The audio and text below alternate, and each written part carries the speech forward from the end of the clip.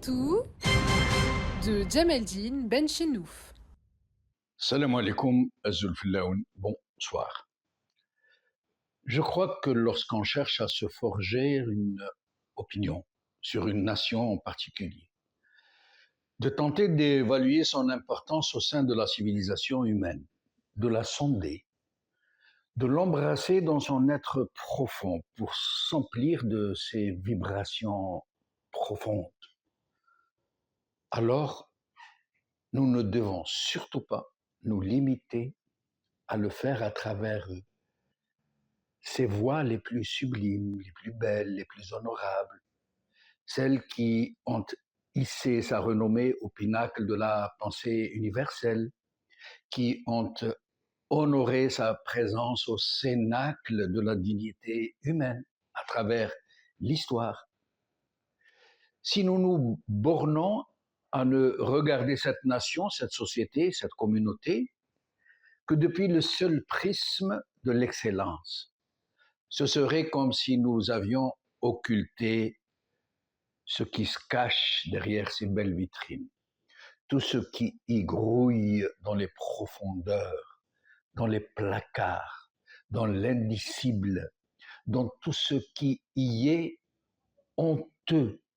et qui se cache justement derrière la mystification, derrière les belles façades potemkines qu'on promène aux yeux du monde, qu'on rappelle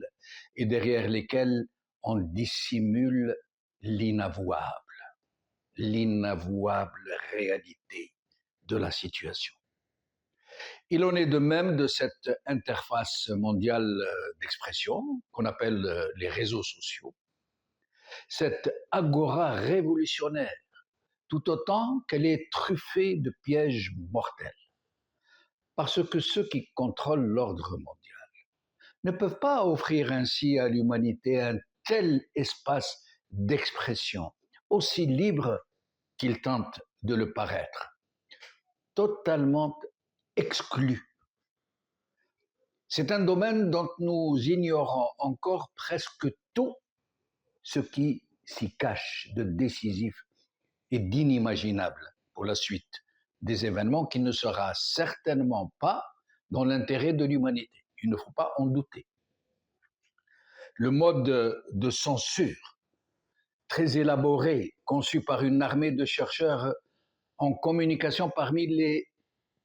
meilleurs du monde, fondé sur un dispositif qui peut sembler aléatoire, mais qui n'en est pas moins redoutable,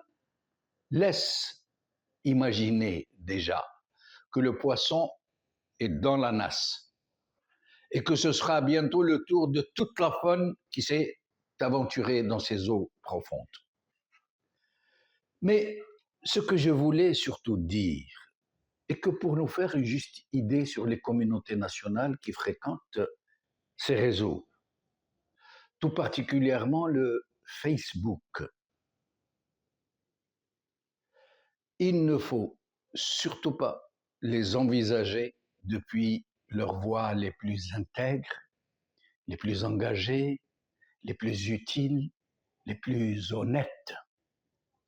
Et si tant est que vous vous obstiniez à le faire, à ne fréquenter que ces seuls espaces d'esthétisme et d'engagement, alors vous verrez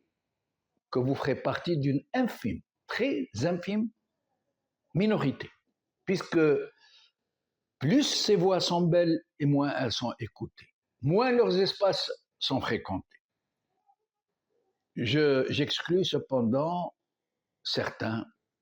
parmi nos compatriotes, justement, qui fréquentent ces lieux, qui sont très suivis, mais ils ne représentent qu'une exception qui confirme la règle. Sinon, je ne nommerai personne parmi nos éminents, nos émouvants, nos bouleversants compatriotes qui s'expriment depuis ces réseaux et qui parviennent quand même à capter un tant soit peu d'attention. Mais pour la plupart d'entre eux, si vous allez sur leur compte, vous vous y sentirez comme dans un désert. Des gens qui prêchent au milieu du désert,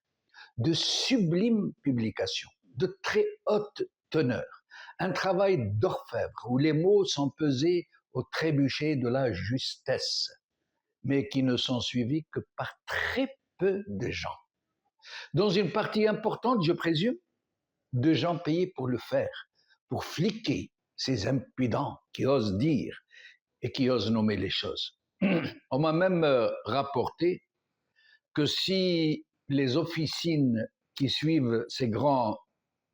militants et qui les ont harcelés pendant des années viennent de donner des consignes pour ne plus aller insulter ces gens méritoires sur leurs espaces ou faire des vidéos calomnieuses sur eux, puisque ça leur ferait trop de pub, selon ces officiers. Par contre, dans ce monde très interlope des agents de la subversion et d'influenceuses en tout genre, la plupart des interventions les plus suivies cassent la baraque en millions de vues, Et la plupart en sont d'un niveau, d'une impudeur, d'une vulgarité que je n'ose même pas décrire par le menu. Des publications qui répandent la haine, la bêtise humaine, la flagornerie, la basse propagande. Mais contrairement à la presse écrite, dont plus personne n'ignore qu'elle est en voie de disparition, et dont l'invendu est souvent plus important que le tirage, ces espaces, excusez du terme, malodorants des réseaux sociaux, d'agents de la subversion politique, tout autant que ceux de ces influenceuses qui ont inondé, qui ont déferlé sur les espaces sociaux, sont fréquentés à un niveau proprement choquant. Plus ils sont médiocres, vulgaires, insultants pour l'intelligence de leurs propres usagers, et plus ils grouillent d'abonnés et d'amis. Et c'est dire que malgré les plus impressionnantes révolutions technologiques et les plus belles avancées humaines, nous restons d'incorrigibles troupeaux. قال خير.